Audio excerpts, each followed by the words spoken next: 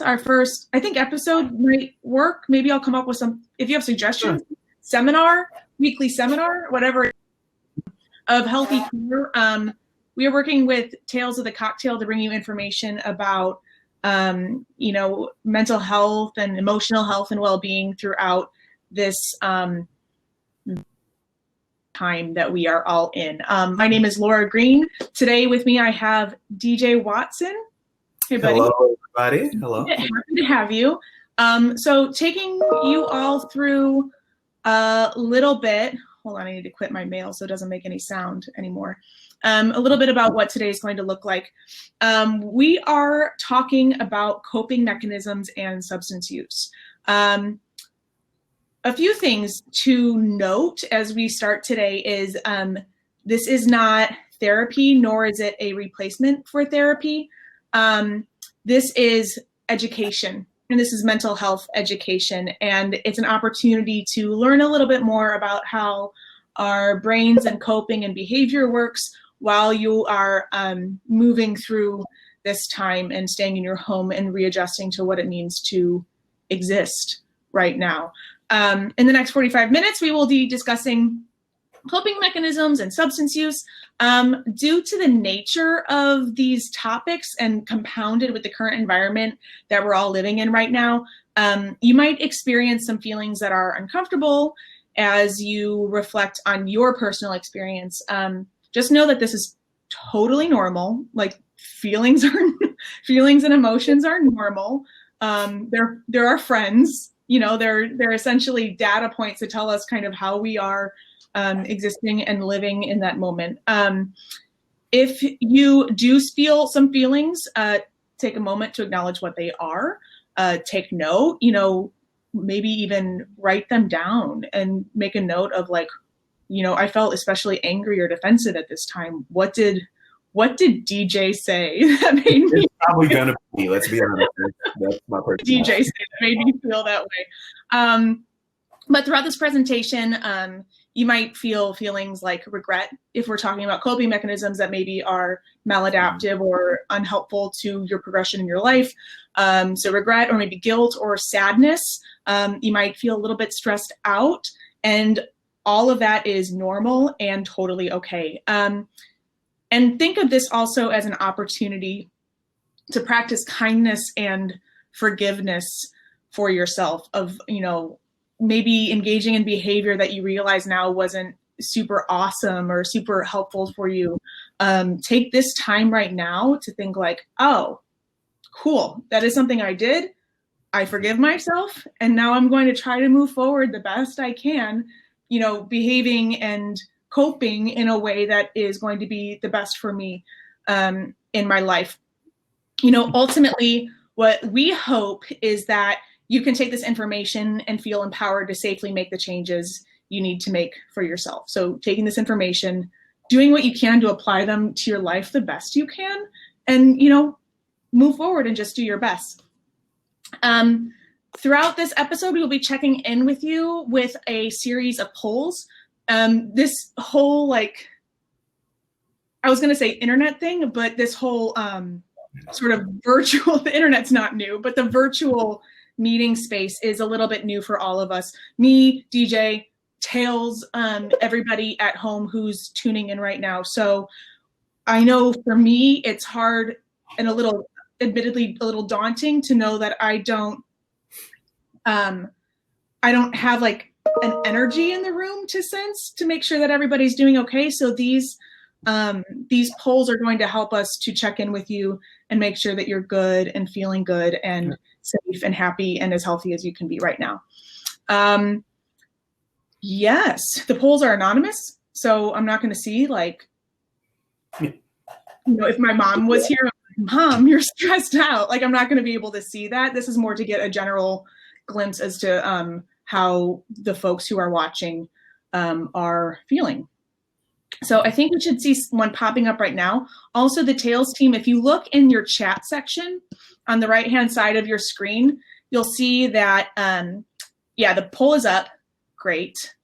Definitely answer that. And in the chat section, the Tales team's added a list of resources in case you need help. So it's a link to healthypour.org. The tab is if you need help. There you'll find substance use resources, great websites to find therapists, not just if you have insurance, but like sliding scale therapists if you don't have insurance, and crisis intervention text lines that you can utilize too if you're not really interested in, talking to somebody. So yeah, great. I'm happy to see, I'm just looking through, really great to see all of you here. Thank you. So yeah, I have to submit on a scale of my stress or anxiety. Okay, submit vote. Let's see where, okay, cool. Very good. DJ, can you see that okay? I can. Let me submit my vote also and see. Yeah, here we go. Yep. The percentages. So yeah, so in terms of functionality too, you have your chat section, you have your questions section. Go ahead and put your questions there. That just Jay and I to see what the questions are in a streamlined way so that they don't get lost in the chat. Yeah, so I guess we will start with introductions. A little bit about me. My name is Laura Green. I am the founder of Healthy Pour. Healthy Pour is essentially just, for me, a company of sorts, a funnel for me to provide mental health education to the community of hospitality. I also try to work with musicians, artists, those general fringe careers that don't have the same kind of structure as, let's say, a doctor or a lawyer. I work in hospitality. I work for Winebow. I'm the regional spirit specialist. I do spirits education, but I am a licensed professional counselor. I went to graduate school for a long time, very long time, studied mental health and decided to not practice as a clinician, but rather to stay within the industry and provide education. And DJ, my friend who's here with me, DJ Watson and I did our clinical internship together here in Chicago. And DJ is a licensed marriage and family therapist. So I'll let him introduce himself, and I'm very excited to have him here. Sure. Yeah. So my name is DJ Watson. I am a associate licensed marriage and family therapist. So I also have a master's degree in marriage and family therapy. Like Laura said, we met during our internship. We worked at the same place. So marriage and family therapy, think of like my individual session and then bring in my girlfriend, boyfriend, partner, mom, dad, kids, whoever, to all yell at each other, right? So we can bring kind of everybody into the room in those settings. And then I've also worked in the service industry probably since like my sophomore, junior year of college as well. So probably maybe like 10 to 12 years altogether. And most recently, I was working as a bartender on the weekends until not too long ago. So yeah, that's a little bit about. Oh, and I work for Pinnacle Counseling in Chicago. So we're here in Chicago. We have 2 locations. So yeah, I work for Pinnacle, therapist, all that stuff. If you got any more questions, let me know. Questions. Cool, great. Yeah, so I'm excited to have DJ on too because, in terms of a theoretical orientation, I work interpersonally. So I try to find how people are moving through the world in a face-to-face contact standpoint, from like their relationships with their spouses or partners or moms, dads, whoever. But also I work from a feminist theory, which means I'm looking at overarching things. DJ, however, works very well in a family structure, so like a multi-tiered, multifaceted structure. So I really enjoy talking to him about a lot of topics with this, and I'm excited to have him because a lot of folks are at home with their partners or spouses or families, and in terms of stress that's happening right now, it's not like you can really escape that. If there's family struggles or if there's some sort of emotional turmoil that's happening in the room, it's not like you can just go to work and, just like get away from that for a second. We're living in that. So I'm excited to have you, DJ, to speak a little bit to that as we talk about coping mechanisms. So yeah, coping mechanisms. What are they? Do you want to field what a coping mechanism is, DJ? Yeah, sure. I'll talk a little bit about coping mechanisms. So that's one of those therapy words that sounds complicated, but is not particularly complicated. And it's just kind of, what do we do to deal with things, right? So coping mechanisms can look all kinds of ways, right? Deep breathing can be a coping mechanism. Crying can be a coping mechanism. As we get into talking about it, right? Like even drugs and alcohol can be coping mechanisms, right? So it's just, how do I deal with whatever is going on in my life, right? When I feel like I need a break or some escape or it's a lot going on, how do I find that space in my life? What do I use to give me that space? And then I know we'll talk a little bit more about like healthy, unhealthy stuff like that, but I'm going to go back to you, Laura, unless you want me to keep talking about coping. Yeah. So if you all joined us on Monday, you would have learned, and I'll just go through a few bullet points just to catch everybody up. You would have learned that coping mechanisms are conscious and subconscious. So if I use the example on Monday talking about what do you call it? That show Chernobyl on HBO, when he's talking about the function of the nuclear reactor, and he's like, when this goes wrong, these things come in, this goes wrong, these things come in. That's kind of how your coping mechanisms work too. So coping mechanisms, like DJ said, they can be anything from just like how your breathing is reacting. But coping mechanisms can also be very conscious choices of like, I'm having a stressed out day, so I'm going to drink a glass of wine. Or I can't handle this right now, so I'm going to go for a run. Or I'm going to take a nap and kind of shut this down. So you can, the nice thing about that is that you can change your coping mechanisms, those conscious coping mechanisms. And if you bring really solid attention to understanding what your subconscious coping mechanisms are, then you can, adjust over time to change those as well. So DJ, can you talk a little bit about shared coping mechanisms? So like coping mechanisms that connect people, like maybe in a family structure or in a partnership structure, how people share coping. For sure, yeah. And just so you know, I saw Daniel just put a chat up. I can't quite see the bottom line of what Daniel said. I don't know if that's my computer or not. But happy to be here, Daniel. Danielle, shared coping. It's like the chat. The chat is the chat's kind of wonky. It's like cut off. Okay, I got you. So apparently we got to watch double line posts. All right, good times. Single lines. But yeah, shared coping mechanisms, right? So shared coping mechanisms, right? What does that look like? What does that even mean? So I think when I think about shared coping mechanisms, I think of those things in which we kind of bring in other people and our connection to other people as part of the coping process, right? So if you are, for example, religious, right, that going to a church service or, doing a group event with those people from your community might feel like a shared coping mechanism, right? It's a chance you all get together and you connect and are together on kind of like what's going on and processing and dealing with it all at the same time, right?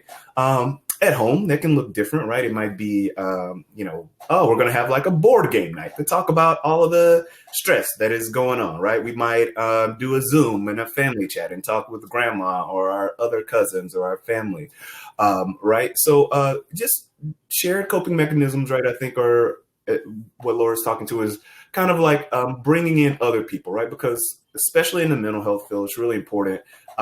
Isolation is one of those kind of negative coping mechanisms, and we'll get more into positive and negative. But yeah, it's one of those things we tend to do, right? If I'm feeling bad or I'm not having a good day or I'm down on myself, I kind of tend to internalize that, right? I think, well, it must be me. It's probably something wrong with me that's going on, that I'm having a bad day or this person doesn't like me. So we can kind of isolate ourselves and kind of pull ourselves away from actually those groups of people and those things that are going to help us work through that struggle that we're going on with. So like sharing those coping mechanisms, right? Coming together to working together, right? To be able to cope and deal with whatever's going on. I think that's what you're saying, Laura. It is. And it's actually, I hope folks who are tuning in right now are kind of seeing, as we're talking about this, or like reflecting on what are my coping mechanisms? How do I deal with stress? How do I deal with a bad day? Something that Jessica said on Monday that I loved is a great way to identify what your coping mechanism is think of the first thing you think about or want to do when you've experienced something that has been especially challenging for you. So stressful, or, you see you're interacting with a guest who's just a jerk, right? What is the first thing that you want to do after that to deal with that? Those behaviors and thoughts are what your coping mechanisms are. But I hope you're seeing like the community aspect that can come with coping mechanisms, like a shared coping mechanism that DJ talks about, connecting ourselves with other people. One in our industry is like going out to the bar after our shift and having drinks and sort of ruminating and actively coping. So it serves like a double coping mechanism in the sense that you are connecting with other people within your community, and socializing and commiserating sometimes, and you are using a substance to numb the feeling, or to sort of take down your inhibitions so that you can speak freely or feel freely. So those are shared coping mechanisms. So I think they're important to bring up, especially within the context of the hospitality community, but also since we're trapped in our homes. Yeah, right. Sure. Can you speak a little bit more to, you mentioned positive and negative, and we mentioned a little bit of Monday about adaptive and maladaptive, or helpful or unhelpful coping mechanisms. Yeah. So first of all, great catch, because positive and negative, I try not to use those terms. So even I make mistakes. Who would have guessed? I know it's hard. Yeah. What a letdown. Everybody's going to start getting out of the chat right now. They're like, oh, he's not perfect. Too late. We're not perfect, for sure. But I tend to say, right, that coping mechanisms aren't particularly inherently positive or negative, right? Drinking, having a beer or a glass of wine or a shot, Malort and a whatever with my friends isn't necessarily a negative thing, right, by itself. The problem is when I am using that incorrectly, right? So I usually say that instead of like positive or negative coping mechanisms, right, we can misuse, right, or we can overuse, underuse, or misuse our coping mechanisms, right? So, for example, if I am a person who needs space to myself, right? Let's say I'm more introverted, and that's a place where I can kind of relax, slow down, really reflect on my thoughts and things like that, right? I need that time, right? Saying like, oh, this stressed me out and I'm going to go over here to relax is not necessarily a bad thing by itself. The problem comes when something happens and I'm always going to that same coping mechanism. Right. And I know we'll talk a little bit more about like active choices and subconscious choices in those coping mechanisms, right? The problem is when it comes where every time something happens, I feel like I got to go off and be by myself, right? Then all of a sudden I'm isolating from my friends and family, right? I'm probably having negative thoughts that are going on in my head. So I'm doing that I always call it the little thought spiral down the drain, right? So, yeah, so doing something by itself to be able to cope with your stress and the things that are going on is completely natural. We as humans just do that naturally, right? Nobody had to teach us to like, these people are getting on my nerves, I need to get away from them, right? But it's about being conscious about what we're doing, right? And like actively making choices on which coping mechanisms we're going to, and also doing those check-ins to see if we're overusing them or underusing them, right? If I go having a glass, having a drink, having that shot of Malort and a beer after work while I talk with my coworkers about that crazy person who came in and ordered 15 vodka sodas and had $3 on their card, is pretty normal, right? That's a natural coping mechanism. The problem is, right, when I am having to always drink, for example, right, to deal with these people every day, right, where I get off work and I have to have 15 drinks, right, or I have to have a bunch of things to drink or deal with, or that's the only thing I go to every time, right, because that's the only way I know how to escape from all that drama and that stress, right, is to go drink or to go, do drugs or to go eat too much, right, or to go isolate myself. Or if you find that you can't stop. Not drinking in excess, but you feel like once you start, you can't stop because you just want to keep numbing that down. Yeah. And right. The food is a big one too, because I see, food can be a wonderful coping mechanism, but it also can be used in excess. Exercise can be a wonderful coping mechanism, but if it's used in excess, then we start to see like physical problems can come in, not just mention your mental well-being from that. So does that make sense for you all in terms of understanding what is how coping mechanisms can kind of be in a gray area, but can be in excess as well? That makes sense to people? Yeah. Let us yes. I told you, I know my industry people. I know how to get their attention. That's good. So then in terms of, DJ, can you speak a little bit, oh, my cat's here. Can you speak a little bit to how to change your coping mechanisms, how to become aware of them, and how to adjust yourself? Yeah, right. So a lot of times when I'm talking to clients, to kind of put it in some therapy terms that we're all familiar with, right? Most of us have heard that fight or flight term, right? Of like fight, flight, or freeze when something happens in my life. So what I often talk to clients about, right, is coping mechanisms come after, right? Something happens, and then kind of naturally we fight, flight, or freeze is something that we want to do, right? And coping mechanisms are our way of doing that, right? I might take flight from the issue by over focusing on one thing or the other, right? Like over focusing on exercise or food, right? I might feel like I have to fight the issue, which is becoming defensive, right? And maybe every time it comes up, maybe arguing a lot, things like that, right? So what I always work with people on is being able to sit in that moment of that uncomfortableness when something happens, right? To not automatically go fight, flight, or freeze, but to go, oh, I don't like this. Why do I not like this? What the hell is going on? And then maybe say like, okay, now what I want to do, right? Because again, right, unhealthy coping mechanisms, or let's say like misusing those. For example, like if it's a drink, right? If something happens, I had that bad shift at work, and I go, man, I want to go have a drink because this is a really sucky day, and I need the relaxation. Wow, then it's a healthy coping mechanism, right? At that point, if I go, but on the other hand, if I go, oh my God, I'm stressed. Where's the alcohol, right? Then I can be doing the same actions, right? But they can be positive or negative, right? Based on where I'm at. So I talk a lot to people about sitting in that moment for just a second of, oh my God, this happened, and sitting in the moment and really kind of saying like, what do I need, right? Do I need to get away from this? Do I need to like be bold and stand up for myself, right? Am I freezing right now? Do I not know what to do? And then pick the mechanism that kind of helps bring you back into balance. So it takes a lot of kind of self-reflection of saying like, oh, I'm feeling like I'm out of balance, right? Tapping into that, your core self is what I really call it, of what's going on with me. How am I feeling? This is what I want to do, right? Because if I want to go drink, that can be completely okay. But the question is, did I choose that, right? Was it an automatic response? Was it a fight, flight, or freeze response? Absolutely. And I think that's really, really great advice to take that moment and be like, what do I need right now? And that in and of itself, being able to identify what your personal needs are is such a valuable skill that will serve you for your entire life.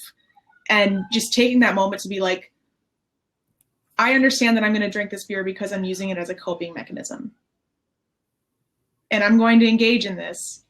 But then that might be the end for me. Maybe I go home and, I make myself a dinner and and start to move on with my day. So I think that's really great.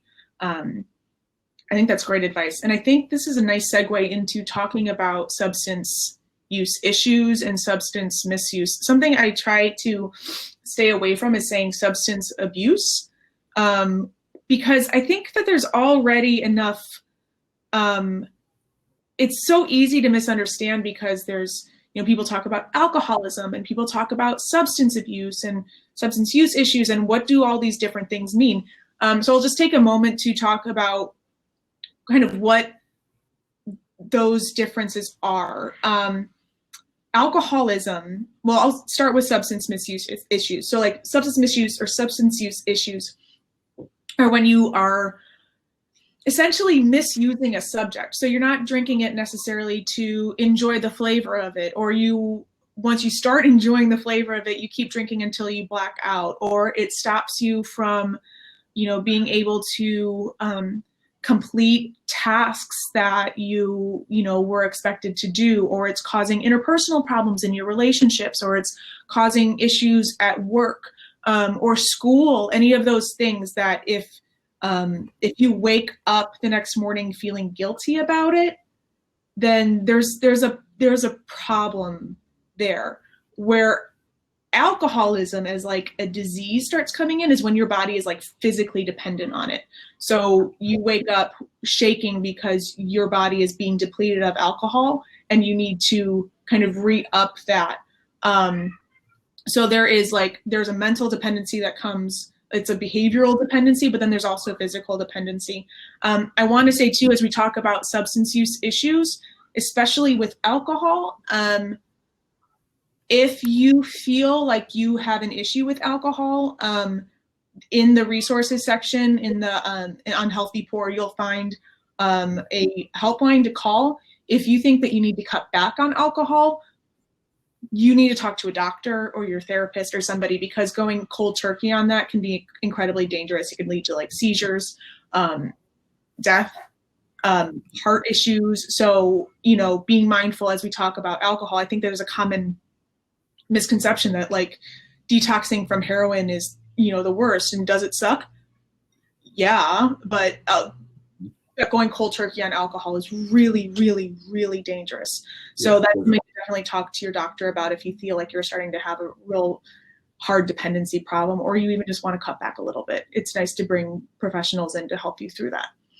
Yeah, and even just to jump in real quick, Laura, I know, like even as you're talking about like the misuse, right? Even in the DSM-5, which you don't care what that stands for, it's the Diagnostic and Statistical Manual of Therapy, where they have all the different like diagnosis, right?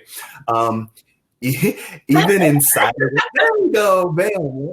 I'm using mine a proper right now, so my teeth are high level, so I don't have to live down. But yeah, right. Even in that, when we talk about alcohol issues, right, it's labeled as alcohol. There's first, there's like there's use, misuse, abuse, and addiction, right? So there's different levels of all of these things. There's different parts to them, right? It's not just like Laura was saying, like an all or nothing.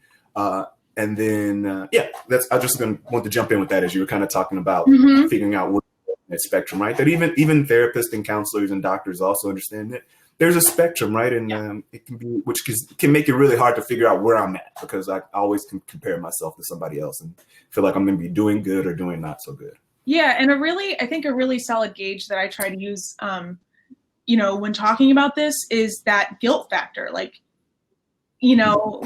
there's different assessments that therapists and doctors use of being like, how do you know if you have a substance use issue or whatever? And the one question I think is helpful for just individuals to sort of assess where they are with it is, do you think you have a problem? Do you feel guilty about what you're drinking or consuming or using or whatever? And those are really solid indicators that you might have a problem. And if the answer is yes, that's when you start reaching out further for help from like a therapist or even just talking to your family and friends. I want to talk a little bit. Michael, I'm sorry, I'm gonna jump in. I'm gonna jump in on myself. Had a question that said, will you discuss the relationship between maladaptive coping mechanisms and broader structural inequalities? Which is a really... Surely. It's a good question. It's a complex question, but it's a good one. Do you want to field this, DJ? Yeah, I'll go in on that. And also I saw on the chat, it looks like Hassel asked about fawn response to stress and trauma. I'm not super familiar with that. From what I understand, it's more about kind of like a codependent response, or kind of like just kowtowing, right? That other person's right. Oh my God, it was my fault. Yeah. I was wrong, and all of that, right? So that's kind of more of a like kind of a two-part, right? Because for the codependency, there's probably some previous stuff that's happening, but still, again, it's probably different, but you could put it vaguely under like flight, right? Because what's happening is this person's mad for me. I want to get away from them being mad at me at all costs. So yeah, you're right. I'm wrong. You're right. I'm wrong. I was the wrong person. I'm so sorry. It was me. I shouldn't have yelled at you for, being gone for 3 days and not calling, right? So maybe that might kind of, but yeah. Okay, cool. So maladaptive adaptive coping versus let's say like broader structural inequalities, right? So yeah, that's really important. I talk to my clients all the time about that, right? That we live in America. There's culture, there's society, right? There's expectations on, me, for example, right? Who am I supposed to be as a man, as a Black man, as a family? What should that look like, right? What is my family, a good family or a bad family, right? So there's all of these actual, layers of life that are on top of us that we're trying to navigate through. But you're absolutely right? I think of like, it might be much more acceptable in some cultures to drink than others, right? It might be more acceptable for, women to cry in some cultures than for men, right? As far as like coping mechanisms and maladapting, right? And that's why a lot of times when I'm working with people, I say it's really about sitting in that pause for a second and kind of reflecting on what's really going on with you, right? Because maybe you go, oh, this is a maladaptive coping mechanism because I grew up in a very, strict family, or I grew up under very strict gender roles, right? And men aren't supposed to cry, right? So if I'm crying, that means the world is falling apart and I am not controlling myself at all, right? But maybe not, right? Maybe for you go like, yeah, I need a good cry every once in a while, and I like to put on Toy Story 1 and cry about Woody and Buzz, right? That's okay too, right? So again, it really gotta be a lot of kind of self-reflection, but also in context and of life, right? And also with your friends, your family, your culture, your history. All of those things are gonna play into, right? Is it maladaptive? Is it not, right? 2 beers and 2 shots might not be maladaptive for me, but if I was, 100 pounds, 2 beers and 2 shots might be completely maladaptive because I'm getting wasted all the time, right? So again, it's less, I think, of general, like wide, broad rules, right? And kind of comparing it to yourself. I'm thinking of like, even if you go to like AA's website or eating problems or Narcotics Anonymous, right? They kind of ask, if you look through the questions, like every website has like those like 20 questions to ask yourself, right?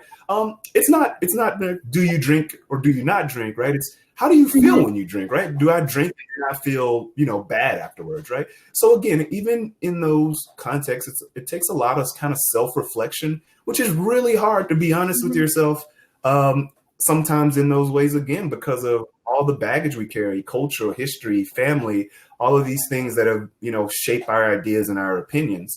But yeah, I think, I try to stay away from, and I know I would say probably Laura the same, right, of those general guidelines, right, of just labeling people one way or the other. Yeah, because it also, it traps people from feeling what they're feeling. And it's, social context is really profound when it comes to influencing somebody's behavior and feelings about themselves, that sort of self-esteem bit that comes in. So yeah, like there is certainly going to be an influence of social context as you're managing your coping mechanisms and how you might default to certain coping mechanisms. But it's also hard to kind of swim upstream against some of them, because you're not just dealing like with this externals, like so kind of social determinants, but also like your internal view of yourself. Does that help answer the question? How am I getting here? There we go. Does that help you, Michael? Did that answer it? I don't know if he can. All right. Let us know. Yeah, let us know. Follow up with us, Mike. For sure. Makes sense. So there was another question too, which I think is a great segue into talking about sort of the specific struggles of the hospitality industry when it comes to drinking and alcohol consumption. Dennis asked, do you feel the service industry jobs have more coping mechanism abuse because of the hours we work? And I think that's definitely a contributor for sure.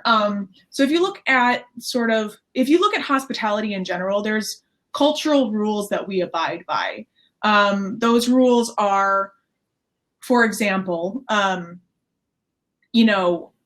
stay out late, sleep in late, work a whole bunch. Alcohol in particular is alcohol serves as currency also. So like if you go to a bar, this happens less and less now, but like I used to go to the bar and there would be like a High Life and a shot sitting at the bar as I arrived because they saw me coming in. And then I would get my bill at the end and it would all be comped and I'd be like, oh, I'm so loved. I'm so like, oh my goodness. So it was used as a social currency and as a currency of the bartender to share with me saying, I like you and value you being here. So it made me feel good. It made them feel good. They could do something for me. But the reality of it was that by the end of the night, I had had 6 beers and another 6 shots. And I didn't remember getting home. And I woke up the next morning and I didn't go grocery shopping. So then I picked up a burrito on the way to work. And, you know, it starts this cycle. So I think in terms of how the hours are, it makes it hard to have the opportunity to decompress. So if you're working till like 2, 3 in the morning, it's not like you have that 5 hours if you were like getting off at 5 o'clock and going to bed at 10 to like have your dinner and decompress with your family and all of that stuff. If you work till 2 or 3 in the morning and you just want to go to bed, you don't have that time. So that is an inherent challenge. And I think that's why going to the bar after work or like drinking a few after especially appealing, because it helps to decompress. There's a chat happening. And there's a lot of ways that our relationship with alcohol get really tangled up because, I mean, we love it. We work with it. It's a creative medium. I wrote in a paper and use alcohol like a painter uses paint. But the difference is that my paint is poison. I mean, if you drink paint, that's also poison, but like the way that, but the way that I share that is also poison. So it also means that we have a responsibility there. But it's delicious and we want to consume it. Traveling through time and space when you drink it. Like, do you want to know what Italy tastes like? Let's drink this. And that's really wonderful. And it can be hard then to regulate when you don't know when the coping mechanism starts and when your love for the medium that you work with ends. Does that make sense? Yeah, I think it makes sense. Sorry, Dennis, I'm answering for you. But yeah, I think you make a great point, Dennis, right? And Laura kind of was encapsulating that also there's a bar culture, right? There's an industry culture, right? We got our Chicago service industry page, and we're like sending jokes around, and we're talking about right. So there's a culture around drinking and around camaraderie, right? And what friendship looks like Laura said, right? Maybe my 9-to-5 job, people might get off and, go hit a happy hour and then go home and have lunch or whatever. All right. If I get off at, 2 a.m. in the morning, which happens a lot, and I want to take some time to decompress, there's very few options. It's pretty much, right? It's like I can run to, the 4 a.m., 5 a.m. bar that me and my friends go to or whoever, right? So you're right that it can be just the culture around it can make it difficult, right? It can be difficult to do that internal dialogue with myself where I go, all right, I've had a beer and a shot. I'm feeling good now. I should probably stop because, that's good, right? When I'm hanging out with my friends and everybody's like, another round before, yeah, right? It can be like that culture plays a part into it as well, right? As far as feeling comfortable and how we cope and what we do. And that's true for everybody, right? If you're very involved in a religion, right, or spirituality, that plays a huge role around like how you're supposed to cope. I think of like Catholicism, right, or Islam, or Christianity, right? There's a lot of rules on how you're supposed to cope and what you can do and what you can't do and what's healthy, right? So I think also you make a really good point, Dennis, of understanding what are the cultural expectations around what's going on for me right now and coping with that. And then again, right, doing that kind of self-context of saying like, well, is this just the culture I'm in right now? Or is this really what I feel like is going to help me get to that point that I need to get to? Yeah, and there was a comment in the chat that says the culture is a part. It's normalized and glamorized. I also find that it's used as a reward system. To that point, we reward and glamorize overworking ourselves. And then at the end of like a 17-hour shift, there's even a greater need to cope. And so then if the most accessible coping mechanism, the accessible and acceptable coping mechanism is a form of substance use, usually through alcohol, but other substances as well. It's the easiest thing to utilize in that moment. And that's also really understandable.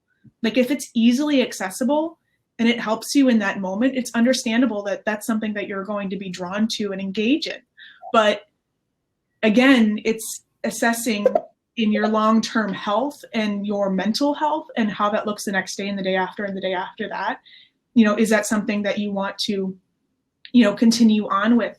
And I will say that in terms of changing if you feel like you are engaging in substances in this way that aren't necessarily helpful to, your health and life, changing that can be a little bit daunting, because when an entire community is operating by those sets of rules and you're trying to change them, it can feel quite isolating. If you're trying to move towards a healthier lifestyle where you go to bed at night and wake up and then like exercise if you want, or just have your morning, it's really hard. I think I lost DJ. But it's really hard to do that when the rest of your community is not, because it's that social aspect and that community adherence that's also, really helpful and a really beneficial coping mechanism as well. Let's see, we have 4 minutes left. I hope DJ comes back. Jessica asks, what are some suggestions for replacing the bartender handshake, but also making people feel loved and welcome? Yeah, I love that. My friend Christina Magro really loves water bombs, and I also love water bombs. Water bombs is, so she uses it behind her bar, but it's also really great to just, to share over the bar as well, to be like, instead of we're all going to take a shot, or what is it? I used to have a friend that would call it team building. So instead of taking a shot, everyone takes a glass of water, a pint of water, and just chugs the water and cheers and celebrates. And you get that same sort of camaraderie and that same like connection, and that same sort of like challenge of chugging a bunch of water without getting wasted on your, he's back, without getting wasted on your shift. We're talking about how to replace like the bartender's handshake and still have that feeling of connection. Also, you can. I was listening. You could hear. Okay, I couldn't see you guys. Good. So that's one way to do it. And, hospitality doesn't necessarily have to include shots. You can provide an incredible hospitality experience for someone who you care about, who's on the other side of the bar, by being mindful of them or sending them a little dessert treat if they like treats. But I think a really great way to respect them and tell them that you care about them is to ask. Also, like, consent of like, I want to do something for you. Can I send you a dessert? Can I send you this? Would you like this? And giving that person the autonomy to say yes or no to whatever it is that you are offering them. I think that's a really hospitable and kind way to tell someone that you care about them. We have 2 minutes. How can we send out that last poll to see how everybody's doing? I hope this was helpful. Let's see, polls. Okay, cool. So the poll's up. Submit. Great. Can you hear me, Laura? I can hear you. Are you in a different part of your home now? Yes, I left and went to a different room. I kicked my partner out of the living room. I was like, I'm going to go sit right beside the router and try to make it work. So I think a few things that I'm going to leave with, because we have 1 minute left, is taking time to check in with yourself when you're in stressful moments of what you are defaulting to recognize what your coping mechanisms are, taking time to really think about if they're helpful or harmful to your growth and development and just existence as a human being. And communicating the best you can with your friends and colleagues about what they need, and getting consent when you send them a shot or not send them a shot, and water bombs, because hydration is awesome. The Tails team posted a survey. It's the Healthy Poor feedback presentation. It's anonymous. If you want to take that, just go ahead and click on that link. It'll just ask you a few questions of like, was this helpful for you? What else do you want to see? This will be happening every week for the foreseeable future. So yeah, I hope you can keep tuning in. DJ, thank you so much. You were killer. Yeah. For the time I was here, at least we could say that. There was a couple times I disappeared. Yeah, plenty of yeah, I guess the one thing I'll add real quick to what you're saying about those healthy coping mechanisms, right? And trying to figure out, is this a healthy one or is this not, or am I in balance or out of balance? Is also checking to see if you can figure out something else to do, right? I have my home bar here, and sometimes I want to sit and go do a drink, and I'm like, okay, wait a minute. I got off work at 3 p.m. today because I haven't left the house. Instead of, drinking till 10 at night, right? Can I find something else to do, right? Do you have some alternatives? That's a really nice way to kind of balance it out, right? If you're worried that you're getting too heavy one side or the other, see what other skills you have. And now my dog's squeezing her toy. Sorry. Well, cool.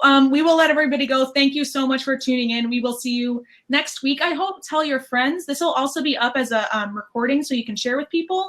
And I have no idea how to turn this off, so I'll let the Tails folk turn it off. But thank you very much, and everybody. Thank you. Bye.